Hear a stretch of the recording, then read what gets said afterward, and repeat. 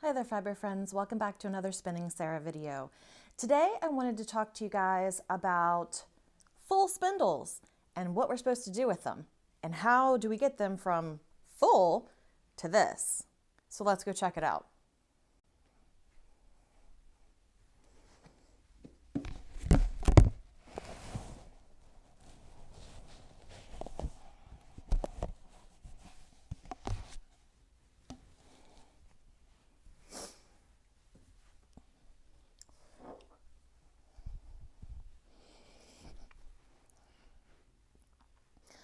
All right, guys, so the first way I want to talk to you about is what I call the cup method. And basically, you take your full spindle, either a support spindle or a drop spindle, top or bottom whirl, doesn't matter. All right, and find yourself a glass. All right, this glass is just a trash glass, like a drinking glass. But if you plop your spindle in here, as you unwind, either on a ball winder like I'm going to show you or with a storage bobbin, I'm also going to show you that too, it'll go like this around the cup as you are removing the yarn from the spindle, and it just provides some sort of stability for your spindle. That's the first option that I have. The second option that I have is something called a view-tainer.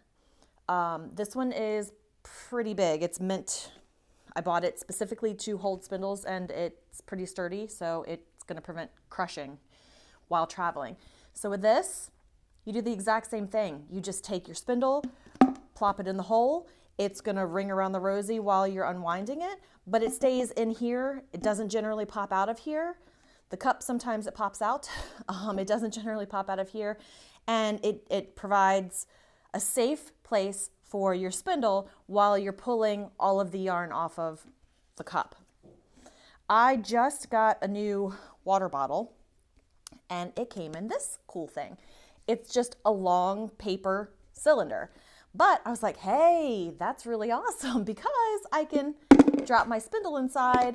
It sits in there, it'll roll around. It should be pretty stable inside there for me to be able to pull the yarn off of the cup. So once you have your spindle inside your cup or your tube or even a box, like if you have a rectangular box that you can put your spindle in so it can unwind that way as you pull it off, all of those are perfect options. Now I'm going to show you two different methods of how I get my cups off of my spindles. All right, guys, so the first method that I use for getting my spindle cops off is this. This is a bobbins up bobbin. Unfortunately, this bobbin is no longer in production, but if you can get them secondhand, they're super cool because they have this little drill bit, right, that sits in your bobbin and it locks into place. You can see right there, there's a little notch that prevents it from slipping. And then you put this drill bit end into your drill, and you can squeeze the drill and it winds it on for you. So I'm going to show you that. My spindle is in here and I'm going to grab this little end that's really lightly spun and not pull it because I don't want it to unravel. And I'm going to try to attach this thread to this one just by using my spindle to insert some twist and draft a little bit. And this way, my old cup, which is on here, is now attached to my new cup, and I can now plop my spindle inside this bucket, and I'll show you guys how this works. So all we do is push this trigger, and it's going to get loud for a second. Sorry.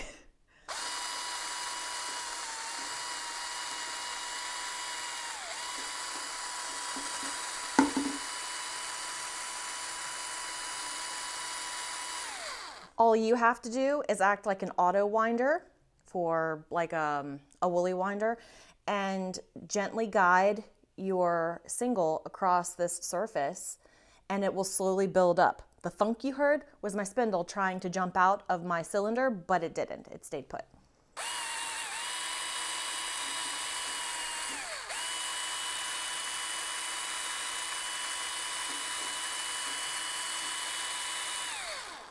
I'm also going to show you guys what the spindle looks like inside this container, just so you guys can get an idea of what it looks like inside here.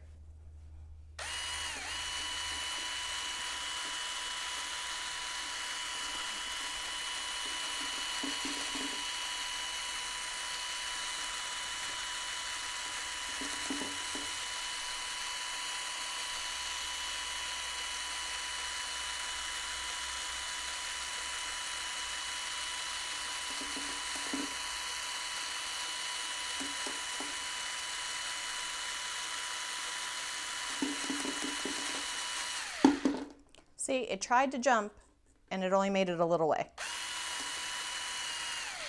Now, if I was to switch to this viewtainer, this guy, it generally jumps even less.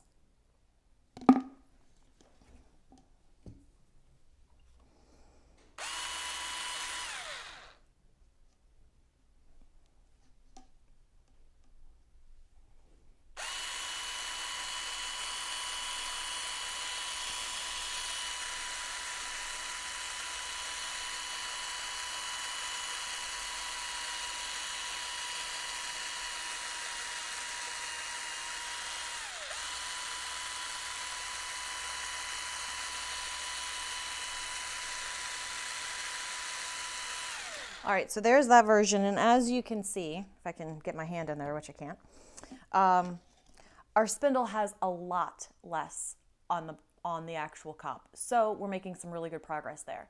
Now I'm going to show you the other method that I have that's not the bobbins up, that is going to probably be easier for most of you since bobbins up is no longer available. I will put in right here something that I think will probably be a good substitute, but I personally have not used this substitute, so I'm not 100% sure that it's going to work perfectly. All right, so now let's jump into the second method that I have for getting the cup off of the spindle. All right, so because I prefer the viewtainer for unwinding most of my stuff, I'm going to plop this cute little bird spindle in here, and then we're going to use the ball winder to unwind this and put it onto this ball winder. Unfortunately, I'm not going to be able to keep this here so you can see it unwind because it's literally just going to tip over. So I'm going to plop this on the floor, which is the preferred location for it because it's going to pull up off of the bobbin in the most efficient manner. And now I'm just going to let this pull. We're pulling all of my cup off and onto the ball winder. You don't need to have this kind of ball winder. You can have a plastic ball winder, whatever you have for a ball winder would be perfect.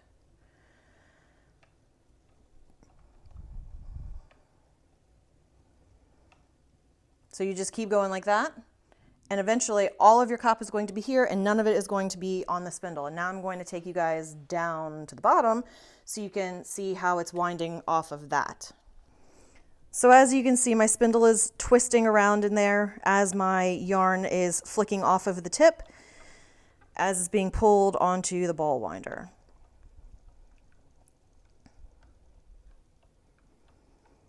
I really like this particular viewtainer because it keeps the spindle mostly upright and doesn't allow it to go crazy on the inside as much as the bigger purple cylinder that I had, or even the cup. The cup really makes it go crazy.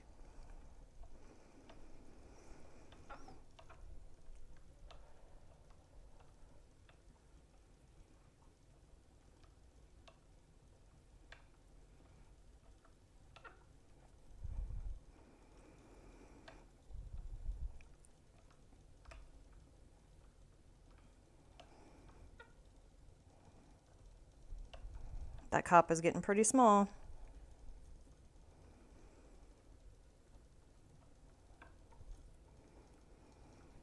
Special thanks to my daughter Natalie, who is being cameraman for me right now.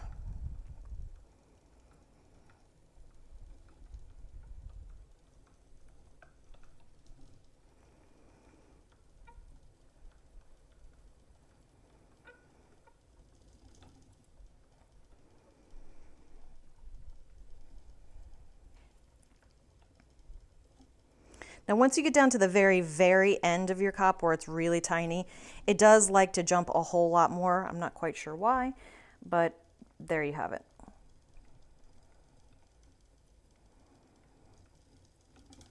Probably because I'm going too fast.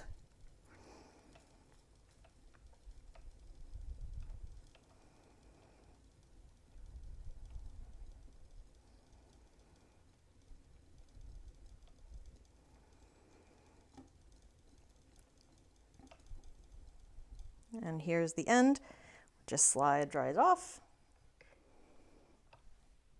Thank you, Natalie. And here you can see all of my cup is on my ball winder, ready to either ply straight from the outside or from the center and the outside as a center pull ball if you're going for a 2-ply. All right, guys, so a couple of last minute things. There is this, and I'm going to insert a picture here. This is a spindle holder that also acts as a plying rack. For those who don't want to do the view-tainer or a cup or a box, this is a really great option for you. It holds onto your spindles, both top and bottom whorl, and also support spindles. It has a tensioning device. And it allows you to ply directly from your spindles. Now, do I personally ply directly from my spindles? No, I do not. I always take the cups off of my spindles and put them somewhere else, whether it's on the bobbins up bobbin or it's on the ball winder, and that's just my preferred way. The only cup that I actually ply directly from is a Turkish spindle cup, and that's because you can literally just pull it right off of the spindle and it's its own little perfect nugget of perfectness like this, where you can either apply directly from the center, which generally collapses and causes a little bit of problem, or you can apply directly from the outside, which is a little more stable. Those are the only ones that I apply directly from. That's me personally. If you want to do something different, you do you. All right. And let's see. I think that's all that I have for you guys today. I hope this was helpful. I hope you now have a little bit better idea of how to get your cups off of your spindles. I definitely recommend that when you start your cup and you end your cup to leave, I don't know, 2 or 3 inches of either softly spun or unspun fiber on either end, because that way, if you choose to, you can connect your cups together by adding some twists like I showed you with the bobbins up bobbin. Thank you guys so much for watching. I hope you found it helpful. If you do, please give it a thumbs up, like, share, subscribe, all the good stuff. And until next time, guys, happy spinning.